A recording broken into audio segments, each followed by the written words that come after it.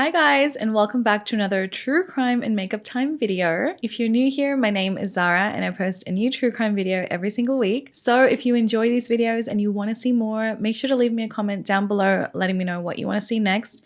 And definitely make sure to subscribe, guys. It would mean so much to me. And how have you guys been? I feel like this year is going so fast, isn't it? Like, do you guys have any exciting things happening this year? Definitely leave it in the comments. We are building a house, my husband and I, so we're so excited. It's finally started. So if you want to check out like the build, I will leave the Instagram down below if you guys are curious. Some people are. But anyway, so today's case was requested by Jeffrey Lawrence. So thank you so much, Jeffrey. I had never heard about this case, and I feel like I've heard the name before, but I never like really looked into it. And serial killers, aren't they just always a trip? Aren't they? So sick and twisted. But since we love this shit, let's delve deep into today's serial killer. So throughout the 80s and 90s, Gary Ridgway prowled Washington state as the Green River serial killer, hunting for sex workers and other like vulnerable victims to attack. As the Green River killer, Gary Ridgway took more victims than Jeffrey Dahmer, Son of Sam, and BTK combined. That's a lot. From 1982 to 1998, the Green River killer terrorized Washington state and killed as many as 49 women, but the real number could be anywhere up to like 71. And if these numbers are true, this would make him like one of the most prolific serial killers ever. Gary's story is pretty chilling, like the details and the way he would do things. It's pretty gruesome, but he's not as famous as other serial killers like Ted Bundy, for example, but he took more victims than they ever did. In fact, Ted actually played like a role in this case because by the time he was actually captured in the mid 80s, authorities actually sought Ted's help to catch the Green River killer. They used Ted's inside knowledge, being a serial killer himself, to catch Gary. So let's talk a little bit about who Gary Ridgway was. So Gary was born on February 18th, 1949 in Utah, and he was one of 3 boys. He was from Salt Lake City, and his father, Thomas, was a bus driver, and his mother, Mary, was a sales clerk at J.C. Penney. The family moved to SeaTac in Washington in the 1960s, where Gary went to Chinook Junior High School, and he also went to another high school called Tyee High School. And although Gary, he struggled academically at school, he was held back 2 grades, but socially he did all right. He was somewhat a smallish kid with wispy hair and nothing that would really stand out to anyone. However, in Gary's eyes, he was not the favored child. That honor belonged to Gregory, his older brother. He was a year older than him. Gregory was known as the more accomplished child. He ran for student office and then he studied physics later on in college. Gary, by comparison, he had an IQ in like the low 80s.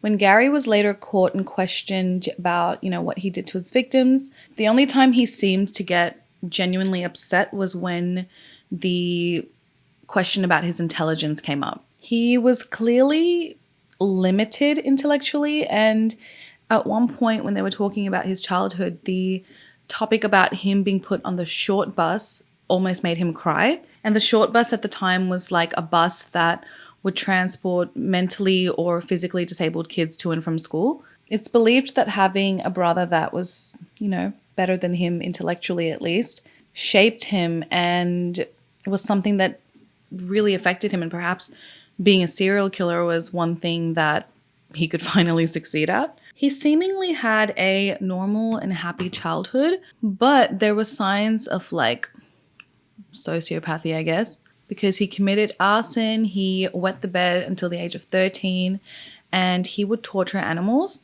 He once killed a cat by trapping it in a freezer.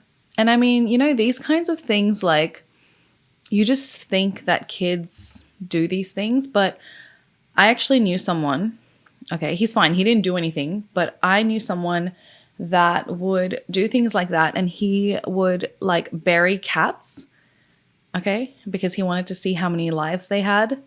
Like, he would bury them alive, and then, yeah, when they came out, he's like, 1 life. So like, I know that sounds kind of crazy.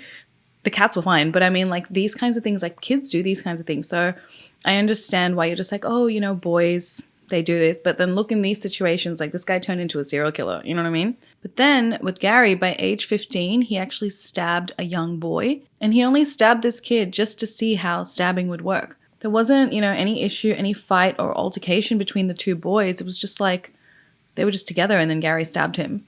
The boy that he stabbed was actually a kindergartner, and he had been dressed up as a cowboy that day. And he was just playing with like sticks near a wooded area of like near his home. And then Gary, who was a teenager at the time, he asks this boy like, hey, do you want to go and play like near this wooden fort? And then moments later, he takes this boy and then he stabs him with this like folded pocket knife that he had been carrying with him. And he stabbed him in his midsection pretty deep, actually, to the point where he punctured his liver. Later on, Gary tells a psychologist that he stabbed this boy because he was struggling with feelings of sexual attraction towards his own mother.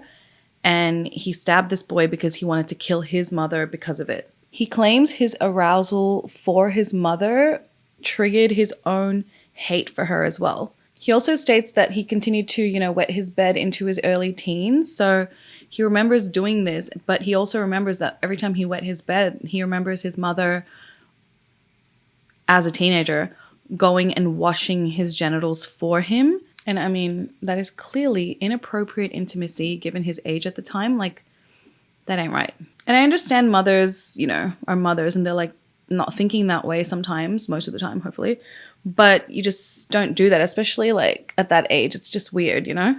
So however Gary felt about his siblings at the time, you know, his brother being better than him or whatever, it was clearly his mother and like the hate he had for her that would like fuel him. Classmates also recall Gary facing like physical punishment from his parents after like minor mistakes or offenses, I guess. Although Gary confessed that, you know, he wanted to kill his mother, he never claimed that she sexually molested him or saw a connection between his fantasies and his behavior. Some experts think that this may have been like part of a larger pattern of inappropriate behavior that Gary's mother did to him that Gary never made public. And while he, you know, never attacked his mother, some people believe that his crimes may have been committed as a form of displaced matricide. So matricide is when you want to kill your own mother. And he would kill these women and unconsciously kill his mother over and over and over again. This is so full on. Like, why do us humans even have all these issues? You know what I mean? Like, it's insane. But for a long time, Gary, he put on just a normal front. He never really showed this sort of behavior to anyone. He graduated school at the age of 20 and then he served in the US Navy for 2 years. And then after this, he decided to settle down in the Seattle area. Shortly after this, he gets a job painting trucks, which he manages to keep for nearly 3 decades. By the time he was 50, he was married 3 times and had a son. Not long, though, after his move to Seattle, he began to get in trouble with the law. He actually got arrested for choking a sex worker and then for solicitation. And as the years went on, so did his crimes. Like his father, Gary, he developed an intense hate for prostitutes. And this was despite the fact that he used their services frequently. His father was a fanatical Christian who was known to cry after sermons and Bible readings. And Gary simultaneously saw sex workers, you know, as sinful, but this didn't stop him from actually having sex with them and then breaking the freaking Bible commandment, thou shalt not kill, right? What the hell? Now, it's been alleged that the Green River killer has killed, you know, an upwards of 40 women, and we could obviously never go through every single victim.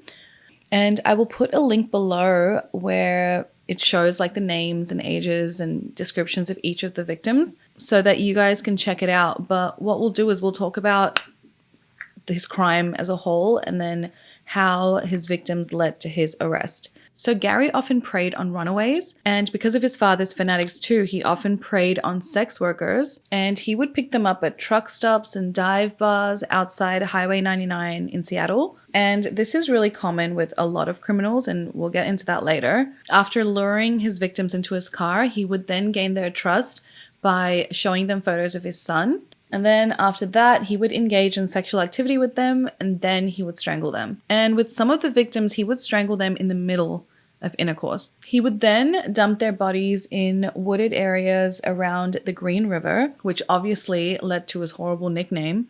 And then he would purposely contaminate the crime scene by littering it with like cigarette butts and chewing gum. And now this is also a red herring because he didn't smoke and he never chewed gum. But then one thing about that I thought was dumb was, can't they get your saliva, like your DNA, off chewing gum, right? Can't they do that?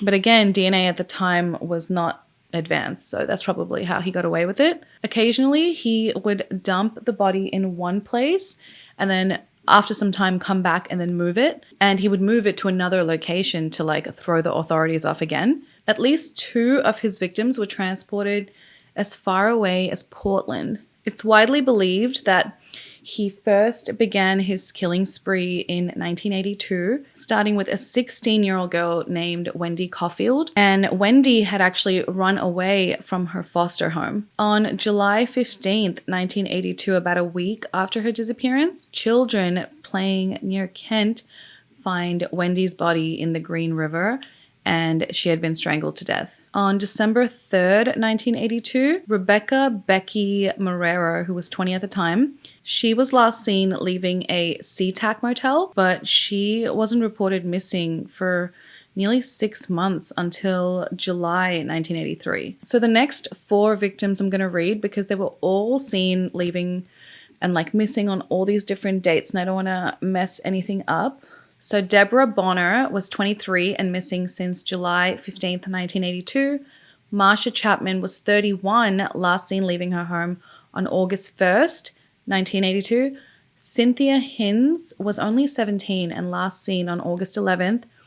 Opal Mills was 16 and last seen on August 12th. So some of these days actually interlap.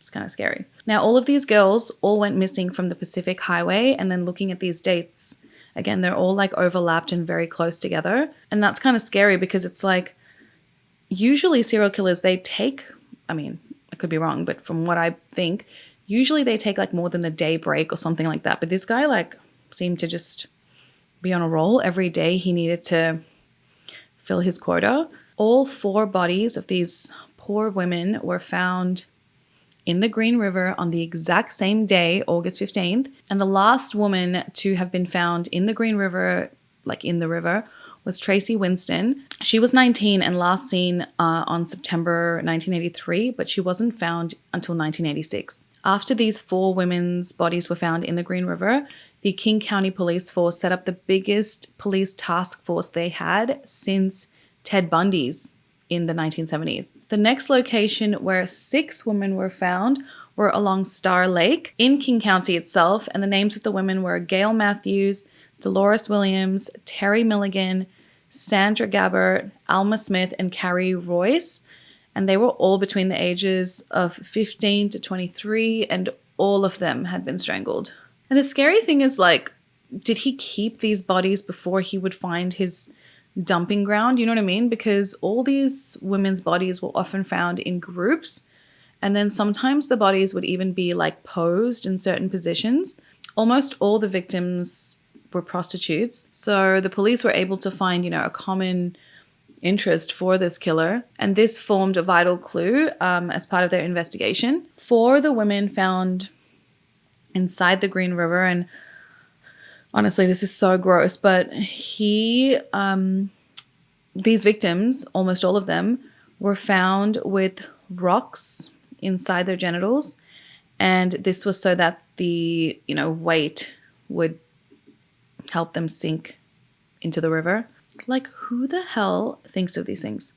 Like, who thinks of that? Who thinks of that? At first, it seemed like he would strangle them from behind because he was assaulting them from behind. And then later his victims had evidence showing that there were ligatures used instead of his hands.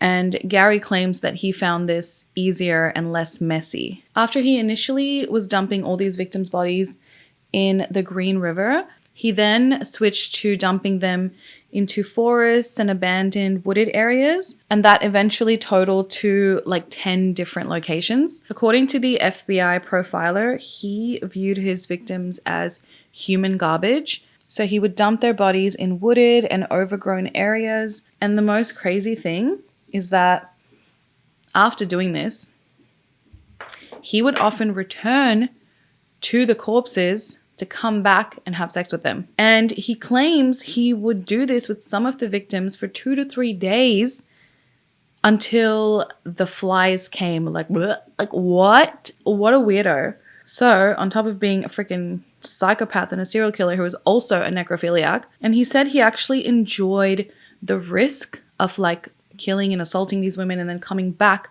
to reassault them because it was exciting. And he enjoyed doing this so much that he ended up burying some of his victims, because then he could come back, dig them up, do it again, bury them again, because if he didn't bury them, there was a chance of them being found. So moreover, he was a necrophiliac, and the whole act of what he did, including necrophilia, was arousing to him. When he would go on his dates with these prostitutes, he always wore gloves, and he wouldn't pick up any prostitutes unless they were alone. He would buy new tires for his truck every time he feels like he had driven too close to the sites where he would dump the bodies, because obviously the tire tracks could be matched to his car. Like I mentioned, he didn't smoke or chew gum, but he would always leave these little, bits and pieces around the bodies to throw police off. When one of the victims scratched his arm pretty badly during, the struggle, he takes that scratch and he pours battery acid over it to disguise like the wound. If a prostitute scratched or,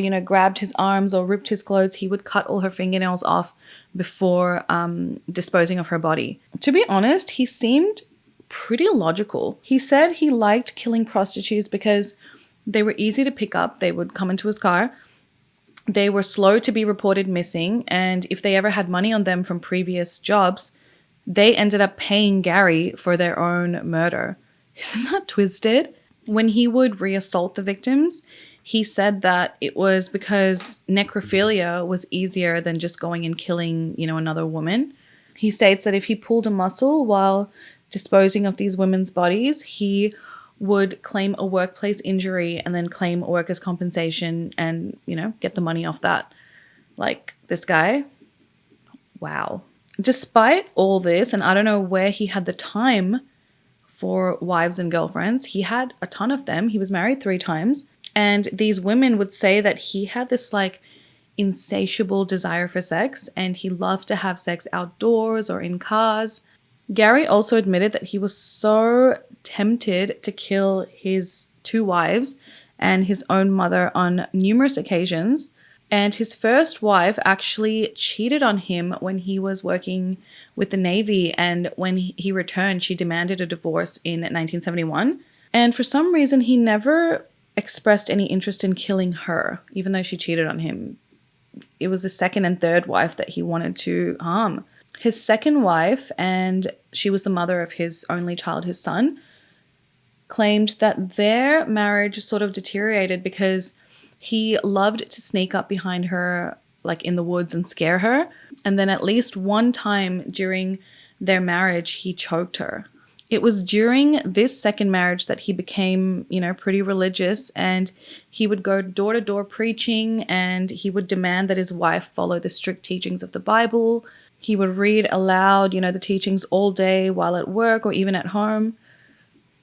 And he just became fanatical, just like his father, about it. His wife also mentions that it was during these, preachings and reading the Bible out aloud that he would often cry and just cry about it, cry over the freaking readings.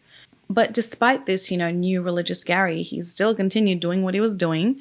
He would continue to solicit, the services of sex workers, and he would ask his wife, or make her maybe, to have sex in public and inappropriate places. And later on, she found out that he would actually take her to the places where he dumped the bodies of his victims, and he would have sex with her in those same locations, like the same general areas. Like, apart from the Green River and Star Lake, the following number of victims were found at these other locations. So at the intersection of Highway 18 and I-90, 2 women, Tina Thompson and Maureen Feeney, were found in April 1984 and May 1986. At the exit 38 highway off I-90, 3 women, Delise Plager, Lisa Yates, and Kimberly Nelson, were found on February 1984, March 1984, and June 1986. And on Highway 410, 6 more women, Debbie Abernathy, Mary Beller, Martina Ortherly,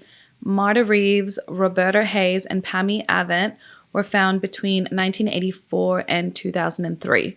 So the reason I'm reading off some of these victims is because to show you guys like how many victims he really had and how far apart these poor ladies were found. And I mean, look at how many he killed and the date discrepancies, you know, between all of them. This guy was truly, truly depraved. And there were a lot more women found near airports, highways, golf courses, and some are still missing to this day. And again, the names of victims, I'll list a link below so you guys can read up more on it if you're interested. And it's just so sad. Like, he also didn't have like a preference in terms of looks. Like, his victims were from a wide like variety of looks. They were white, black, Hispanic, you know, he just didn't have a preference, it seemed like. By the end of his murder spree, Gary was confirmed to have killed over 49 women, but he confessed to killing up to 71 women. He once stated that, "I've killed so many women, I have a hard time keeping it straight." The sheriff's department founded the Green River Task Force, and they assigned the men in this task force to hunt and track down the Green River killer. In 1982, actually, at the very beginning of his killing spree, he was actually arrested for, remember I said solicitation? So he was arrested for engaging with prostitution, and he actually became a suspect in these killings, but he was given a polygraph test, and because he passed that, it was like dismissed. But members of the task force, they had a different feeling about it. So they held on to his saliva and also pieces like strands of his hair. And what's actually scary is that, so he passed this polygraph test, but later on it was found that he actually didn't pass this polygraph test, but like it got jumbled up due to just police negligence. Gary had actually failed the lie detector test. And if that had actually been picked up, possibly like all these women would have never had to die. Much of this 9-year investigation was just police blundering the case, like constantly messing up. In 1984, a pair of cellmates in San Francisco actually confessed to all these killings, but obviously that turned out to be a hoax. And other suspects came and went, but it turned out, you know, those guys were all cleared. As the police continued to fumble the case, more and more bodies would just pile up. So when this Green River Task Force was created, the police were desperate to, you know, find the killer, and they ended up getting help from an unlikely source. What's fascinating about this case is that Ted Bundy, you know, one of the most infamous serial killers, actually helped in this case. He told police that the killer likely knew his victims and possibly would return to the dumping sites to return to have sex with the corpses. And he also suggested that the killer's dumping sites were close to his home. 2 members of the Green River Task Force, Robert Keppel and Dave Reichart, they would routinely interview psychologists and criminologists, hoping to gain insight into the killer's motives. And according to Robert, Ted Bundy actually volunteered to help out with the case. By that point, Ted was already, you know, imprisoned for several years for rape, murder, burglary, necrophilia as well. And at the time, he was awaiting his own execution, which would later come in 1989. So because he had, albeit deplorable, but technically first-hand experience with this type of behavior, he actually proved to be an asset to the case. He became a regular interviewee of Robert and Dave, and he would offer his like unfiltered opinion on this serial killer's motives, behaviors, and psychology. Ted also shared several things in common with Gary, especially in regards to his mindset. Ted believed that, Gary had no remorse, no feelings, especially towards his own family. Like Ted, Gary was also, he craved attention and he was very prideful in his killings. When detectives presented Ted with an unsolved murder to see if Ted would confess to it, Ted was like, why? If it isn't my crime, why would I confess in something? I have pride in what I do. So remember Ted Bundy, he suggested to the task force that the Green River killer most likely was revisiting the burial or dump sites to have sex with the corpses. So he told them, you should probably go out and stake out these like sites where the bodies were found, because he may return to have sex with them. And Ted's theories proved to be absolutely correct. The police were able to go back, collect samples, more evidence, and this evidence was enough to produce an arrest warrant for Gary. But it would take until like 2001 for Gary to even be arrested.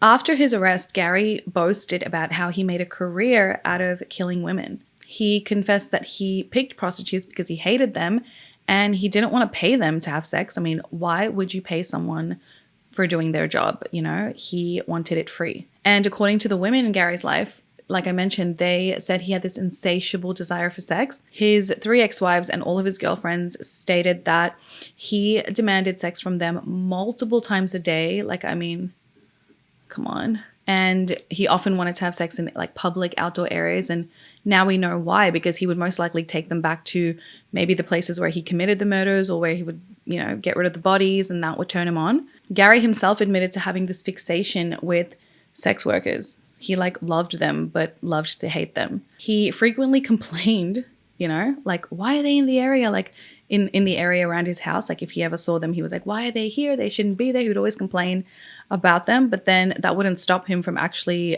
using their services. Some speculate that Gary was like torn between his staunch religious beliefs and then his lust for the prostitutes. And I mean, clearly, we talk about his mother and his hate for his mother, but clearly something about his father went inside his cuckoo brain, He knew prostitutes would likely either not be reported missing or be reported missing after a very long time. He would talk to them and get their mind off, the actual sex acts they were about to commit. He would show them pictures of his son and just like chat. And he stated that he believed that these prostitutes were like, oh, this guy's different. Like he cares about me, which he didn't care. He was just trying to get them into the vehicle to do what he wanted to do. And this is really common with a lot of serial killers or criminals who attack prostitutes. They don't see them as human, yet they want to use them for human interaction, yet take their lives like they don't mean anything to anyone. It's truly sick. It really is. Gary justified his murder of prostitutes by telling police, you can't control them, but I can. By this point, Gary had held this steady job for 30 years, which is a really, really long time to be in one job, right, guys?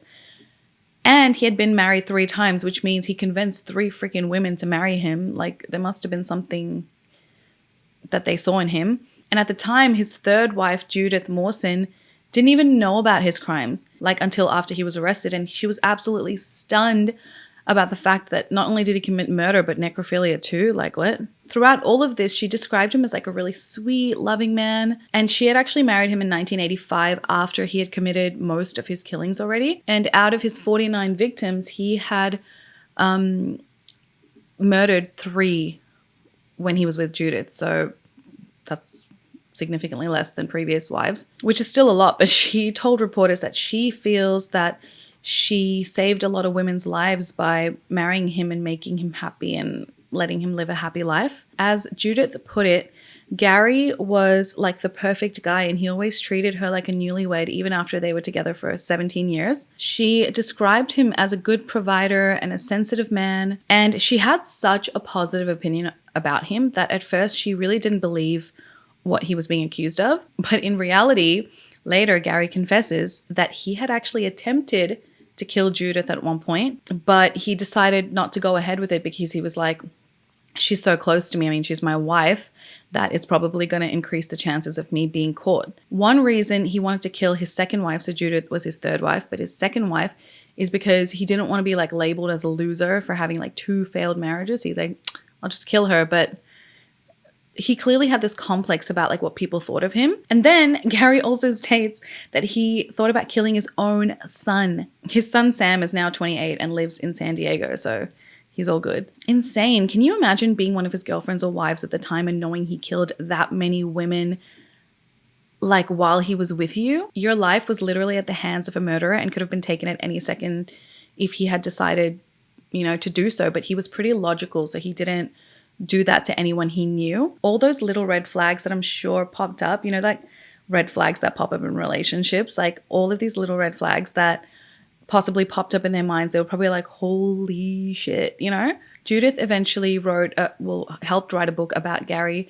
and she dedicated it to those whose futures were stolen by deceitful lovers. So when Gary was originally tried, he was only tried for 7 murders because prosecutors were only confident that they could like nab him on those ones. They had DNA evidence from these crimes. Remember that hair and saliva that they had kept from 1982? So luckily they kept that. And it was compared to the hairs, you know, they found on the victims, and the samples matched. Gary was arrested on November 30th, 2001. And this was after this DNA linked him to the murder of 4 women. In what turned out to be a pretty controversial decision, the district attorney allowed Gary to not receive the death penalty, and he was actually given a plea bargain to life imprisonment if he agreed to confess to the murders of a total of 41 women. And the attorney explained that the reason for this decision was because more so for the families of the 41, you know, victims. Because at the end of the trial, you know, whatever the outcome was, for him to at least confess to these other crimes and kind of put it to rest, he did not deserve